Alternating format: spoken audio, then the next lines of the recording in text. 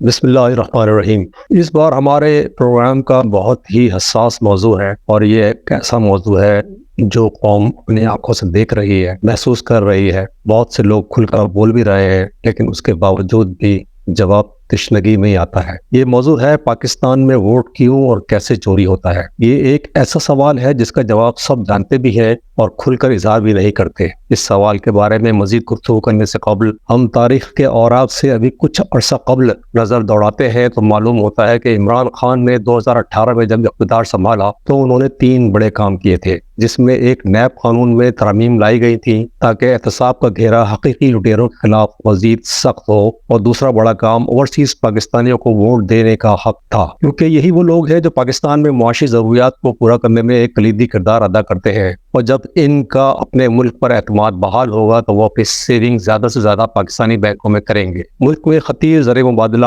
Dollar اور دیگر کرنسیوں میں پاکستان آئے گا، جس کے نتیجے میں پاکستانی معیشت میں استحکام آئے گا۔ اس فیصلے کا بیرون ملک مقیم پاکستانیوں نے زبردست خیر مقدم کیا تھا اور عمران خان کو زبردست خراج تحسین پیش کیا۔ اس کے بعد ایک اور حقیقی تبدیلی کا جو کام کیا وہ پاکستان میں شفاف انتخابات الیکٹرانک مشین یعنی EVM کے ذریعے کرانے کا بل پاس کیا، جو بھاری اکثریت سے منظور کیا گیا تھا۔ اس طریقہ کار کے تحت پاکستان بھی ان ترقی یافتہ ممالک کی صف میں آ جاتا جہاں انتخابات شفاف طریقے سے بغیر سوالیہ نشان ہوتے ہیں اور لوگوں کو اپنی رائے کے مطابق اپنے نمائندے بغیر کسی مداخلت اور ہیر پھیر کے منتخب کرنے کا موقع ملتا ہے۔ اس طریقہ کار سے نہ صرف اخراجات کم آتے ہیں بلکہ انسانی حقوق کی ملمہ کاری اور کاریگری سے بھی لوگوں کا حق رائے دہی محفوظ ہو جاتا ہے۔ یہ تینوں بل پاکستان میں 75 سال سے قائم اسٹیٹس کو کے لیے ایک خطرے کی گھنٹی بن گئے تھے، کیونکہ انتخابات میں ہمیشہ اس کی شفافیت کا فقدان اور دھاندلی کی آوازیں اٹھتی رہی ہیں، اور اصل میں دیکھنے میں آیا ہے کہ دھاندلی کر کے جیتے ہوئے امیدوار کے خلاف اگر الیکشن ٹریبونل کے بعد دیگر اپیلیٹ کورٹ میں بھی کیس دائر ہوا ہے تو پاکستان کے ماشاءاللہ عدالتی نظام، جس کا کارکردگی میں نمبر 139 ہے، کے باعث اس کا فیصلہ اس وقت بھی نہیں ہوتا جب تک اسمبلی کی مدت ہی پوری ہو جاتی ہے اور کیس اپنی موت آپ مر جاتا ہے۔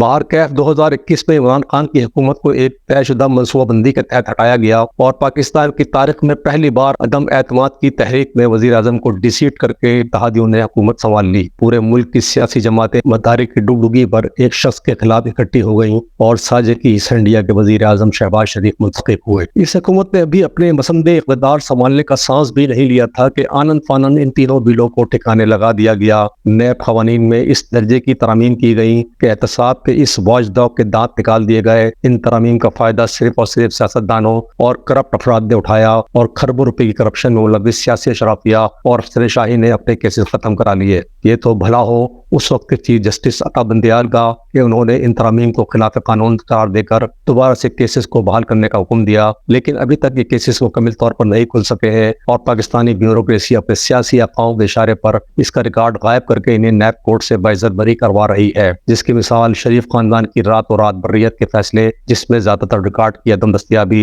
یا شواہد کی کمی کی بنا پر انہیں کلین چٹ دے دی گئی۔ اسی طرح اوورسیز پاکستانیوں سے ان کے ووٹ کا حق چھین کر نہ صرف بین الاقوامی قوانین سے انحراف کیا گیا بلکہ ان پاکستانیوں کے سیاسی و آئینی حق پر شب خون مارا گیا، اور اس کی وجہ یہی تھی کہ بیرون ملک پاکستانیوں کی بھاری اکثریت عمران خان کے حق میں تھی۔ پاکستانی اسٹیٹس کو اشرافیہ کو پتہ تھا کہ کسی بھی الیکشن میں ان کے ووٹ فیصلہ کن کردار ادا کر سکتے ہیں۔ اتحادیوں نے اس مرحلے پر بیرون ملک پاکستانیوں کی حمایت حاصل کرنے کے بجائے ڈوبتی ہوئی معیشت کو سہارا دینے کے لیے IMF سے منہ مانگی شرائط اور بھاری سود پر قرضے حاصل کر کے اس قوم کو قرض کی مزید گہری کھائی میں دھکیل دیا، اور 16 ماہ کی بدترین مہنگائی اور تباہی مچا کر ہاتھ جھاڑتے ہوئے رخصت ہو گئے۔ اس اتحادی حکومت نے تابوت میں آخری کیل یعنی تیسرا کام الیکٹرانک ووٹنگ مشین کے ذریعے انتخابات کرانے کا قانون ٹھکانے لگا کر کیا، کیونکہ سب کو معلوم تھا کہ ان مشینوں سے فنگر پرنٹ یعنی بائیو میٹرک کے ذریعے ووٹر کی شناخت ہو جاتی ہے، اور یوں انتخابات شفاف انداز میں ہوتے، جو پاکستان کی سیاسی اشرافیہ اور سول و ملٹری بیوروکریسی جسے اسٹیبلشمنٹ بھی کہا جاتا ہے وہ کسی طور پر بھی قبول نہیں۔ لہٰذا اس بل کا خاتمہ کرتے ہوئے صدیوں سال پرانا نظام انتخابات اس قوم پر تھوپ دیا گیا، جس میں جس کی لاٹھی اس کی بھینس کا اصول کار فرما ہوتا ہے۔ یہاں یہ بات بھی قابل ذکر ہے کہ PTI نے ان تینوں بلوں کے خلاف سپریم کورٹ سے رجوع کیا تھا، جس میں چیف جسٹس سمیت بینچ کے دیگر ججز نے یہ ایک قانونی سوال اٹھایا تھا کہ اتحادی حکومت ایسے بل کس طرح منظور کرا سکتی ہے جبکہ اسمبلی میں PTI کے اراکین موجود ہی نہیں۔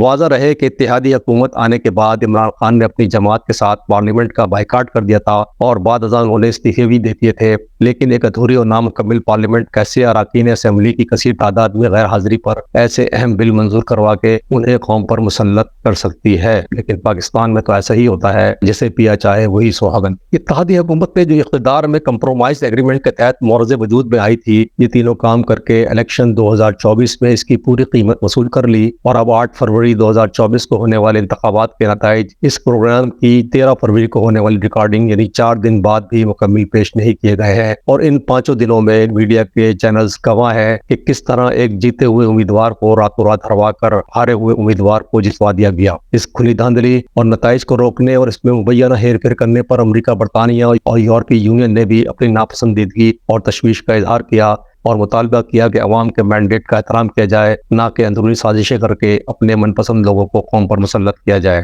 جیسا کہ ہمارے پروگرام کا موضوع پاکستان میں ووٹ کیوں اور کیسے چوری ہوتا ہے، تو اس سوال کے پہلے جز کا جزوی جواب تو مندرجہ بالا تمہید کی صورت میں آپ کی سمجھ میں آ گیا ہوگا۔ دراصل الیکشن انتخاب عوام کا حق رائے دہی ہوتا ہے، جس میں وہ اپنے رہنماؤں کو چنتے ہیں تاکہ وہ اسمبلی میں جا کر ان کے حقوق کی ترجمانی کر سکیں، ان کے علاقوں میں ترقیاتی کام ہوں، انہیں بنیادی سہولیات میسر آئیں، سڑکیں، فراہمی و نکاسی آب سے ان کے علاقے مزین ہو سکے، گیس، بجلی اور دیگر یوٹیلٹی کے بل ان کے بجٹ اور آمدنی کے حساب سے لیے جائیں۔ عوام جو ٹیکس حکومت کو دیتی ہے تو اس کا منتخب نمائندہ اس ٹیکس کے ذریعے اپنے حلقہ انتخاب کو تعمیر و ترقی کی راہ پر گامزن کر سکے، اسی لیے اسے جمہوریت کا نام دیا گیا ہے، یعنی عوام کا فیصلہ عوام کے لیے، عوام کے ذریعے۔ لیکن افسوس کی بات ہے، پاکستان کی تاریخ میں کبھی عوامی رائے کا احترام نہیں کیا گیا، وہ الیکشن خواہ مادر ملت فاطمہ جناح کے زمانے کے ہوں یا حالیہ الیکشن۔ بے نظیر بھٹو نے ایسے الیکشن کو ایک تاریخی نام دیا تھا، یعنی انجینئرڈ الیکشن۔ عوام چاہتی کیا ہے اور اسے ملتا کیا ہے؟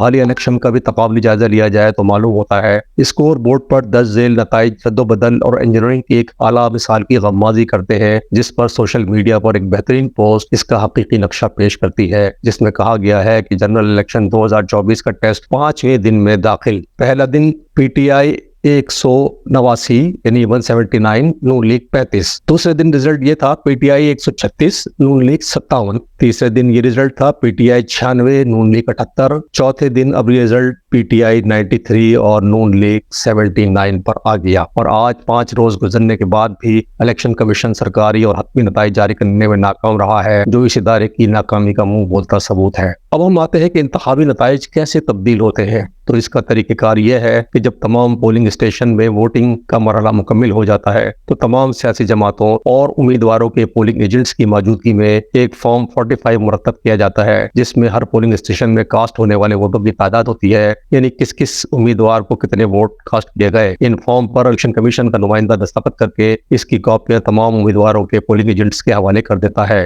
اس کے بعد یہ ووٹ سر بمہر کر کے اور آفس میں بھیج دیے جاتے ہیں، جہاں الیکشن کمیشن کا عملہ فارم 46 کی کارروائی کرتے ہوئے فارم 47 کے تحت سرکاری طور پر جیتنے والے امیدوار کے نام کا اعلان کر دیتا ہے۔ اصل میں مطلوبہ نتائج دکھانے کے لیے یہی مرحلہ ہوتا ہے، جس میں ٹیمپرنگ کی تمام کاروائیاں ہوتی ہیں اور کرنے والے درست ووٹوں میں کوئی نقص ڈال کر کتنے ووٹ مسترد کر کے جیتے ہوئے امیدوار کی جیت کو ہار میں تبدیل کر دیں، یہ سب ان کے ہاتھ میں ہوتا ہے۔ اب ہارے ہوئے امیدوار کے پاس یہ آپشن ہوتا ہے کہ وہ اس فیصلے کو الیکشن ٹریبونل میں فارم 45 کے نتائج کی روشنی میں چیلنج کرے، اور اس کے نتیجے میں الیکشن ٹریبونل جو بھی فیصلہ کرتا ہے تو متاثرہ فریق کے پاس ہائی کورٹ میں اس کی اپیل اور بعد ازاں سپریم کورٹ میں اپیل کا راستہ کھلا ہوتا ہے، اور ظاہر ہے سپریم کورٹ کا فیصلہ حتمی ہوتا ہے۔ لاہور ہائی کورٹ نے اسی بنیاد پر براہ راست دائر کی گئی 18 آئینی درخواستیں مسترد کی اور متاثرین کو الیکشن ٹریبونل سے رجوع کرنے کی ہدایت کی، جن میں ایک معروف وکیل سلمان راجہ کی درخواست بھی شامل تھی۔ پاکستان کے عدالتی نظام کا یہ حال ہے کہ اپیلیں سالہ سال چلتی رہتی ہیں، یہاں تک کہ اسمبلی اپنی مدت پوری کر جاتی ہے۔ ماضی میں شازیہ مری سمیت متعدد اراکین قومی اسمبلی کے خلاف یہ اپیلیں ابھی تک چل رہی ہیں، اور یہ افراد اسمبلی میں مزے لوٹ کر دوبارہ اس قوم پر مسلط ہو چکے ہیں۔ پاکستان کے اس جنرل الیکشن پر بین الاقوامی میڈیا سمیت دنیا کی بڑی طاقتیں یعنی امریکہ، برطانیہ اور یورپی یونین نے اپنی تشویش اور ناپسندیدگی کا اظہار کیا ہے، جس پر الگ سے رپورٹ پیش کی جائے گی۔ حالیہ انتخابات میں جو سب سے منفرد چیز دیکھنے میں آئی وہ اصل میں ووٹرز کا زیادہ سے زیادہ اپنے حق رائے دہی کے لیے باہر نکلنا تھا، اور دلچسپ بات یہ ہے کہ ان میں بھاری تعداد خواتین کی ہے، جن کے ووٹوں نے مقتدر حلقوں میں بھونچال پیدا کر دیا ہے، اور اس کی پذیرائی امریکہ، برطانیہ اور یورپی یونین نے بھی کی ہے۔ ان انتخابات کا اب مستقبل مستقبل کیا ہوگا یہ بات وقت کے ساتھ مزید سامنے آ جائے گی، لیکن اب پاکستانی قوم کے بڑھتے ہوئے شعور نے اس کی نشاندہی کر دی ہے کہ اگر مقتدر حلقوں نے انتخابات میں ہیر پھیر اور عوامی خواہشوں کے برعکس اپنے پسندیدہ امیدواروں اور جماعتوں کو اسی طرح انجینئرڈ طریقے سے جتوانے کا عمل جاری رکھا تو کوئی بعید نہیں کہ اگلے الیکشن تک اسی عوام کے ہاتھ ان کے گریبانوں تک جا پہنچیں گے۔ ان الیکشن کے انجینئرڈ ثابت ہونے کے لیے یہ واقعات ایک بہترین مثال ہے جب 2013 کے الیکشن میں نواز شریف نے الیکشن کے 3 گھنٹے بعد ہی اپنی تقریر میں اپنی فتح کا اعلان کر دیا تھا، جس پر عمران خان ہمیشہ شور مچاتے رہے کہ انہیں صرف 3 گھنٹے بعد ہی کیسے پتہ چل گیا کہ وہ فتح یاب ہو چکے ہیں۔ اور اب حالیہ الیکشن میں جب سندھ میں بھاری تعداد میں ووٹ اور فارم 45 کی روشنی میں پی ٹی آئی اور جماعت اسلامی اکثریت سے سیٹوں پر سبقت لے چکی تھی، تو رات 9 بجے قریبی متحدہ قومی موومنٹ نے 18 سیٹوں پر اپنی جیت کی خبر سنا کر سب کو سناٹے میں ڈال دیا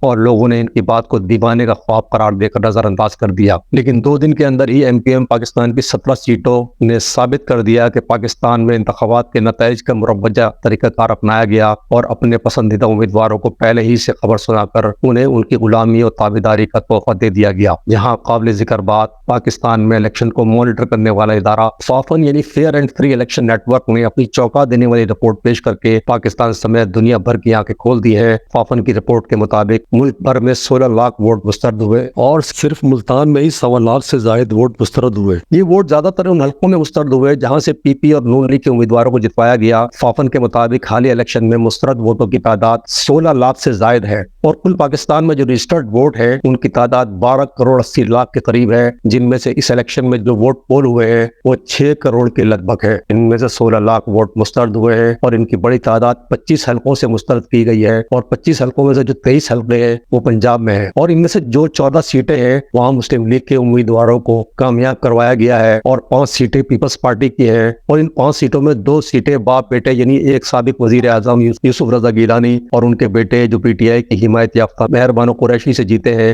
ان کی ہے اور مہر بانو قریشی کے مسترد ووٹوں کی تعداد 16,000 سے زائد ہے اور یوسف رضا گیلانی جو اپنی سیٹ بہت معمولی مارجن سے جیتے ہیں ان کے حلقے میں جو ووٹ مسترد ہوئے ہیں ان کی تعداد 12,000 سے زائد ہے۔ فافن کی یہ رپورٹ ہمارے اس تجزیے کی گواہی پیش کرتی ہے کہ جو اوپر ووٹوں کا سفر یعنی پولنگ اسٹیشن سے لے کر RO آفس تک ہوتا ہے اور کیسے انتخابی نتائج تبدیل کر دیے جاتے ہیں، اس کا ایک مدلل جواب ہے۔